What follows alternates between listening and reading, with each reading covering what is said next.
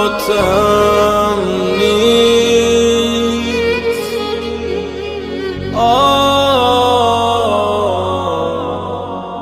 آوردم هر که بودم، هر که هستم،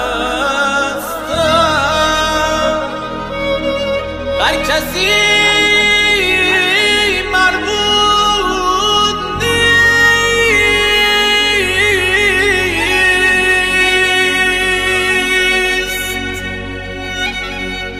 در امام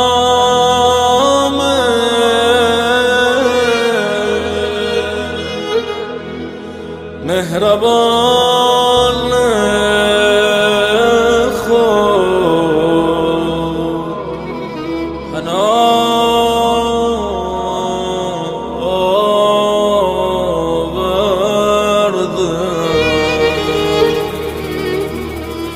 خسته راهم،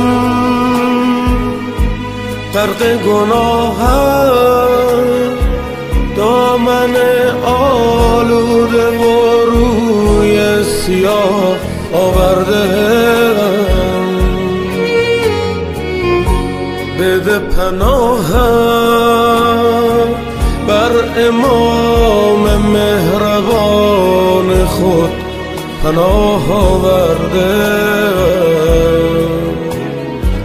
بر امام مهربان خود پناه آورده. بچه بودم اومدم حرم، روی شونه های پدرم تو شلوغی و آذری تو میدیدم.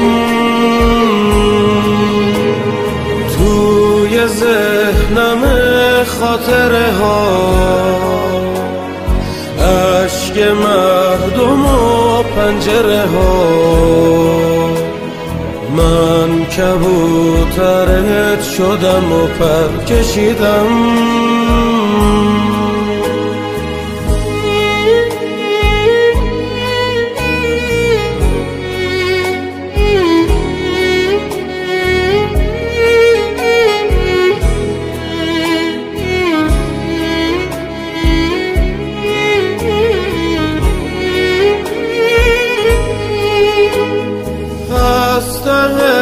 دلم میگم سلام آقا، سایه سرم سلام آقا. من یه نوکرم سلام آقا، سلام آقا.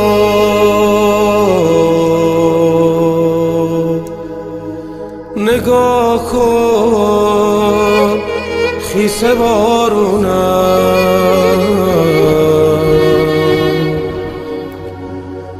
من ایستادم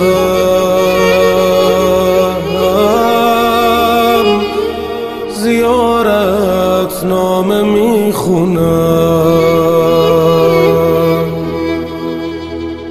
آقا جونم،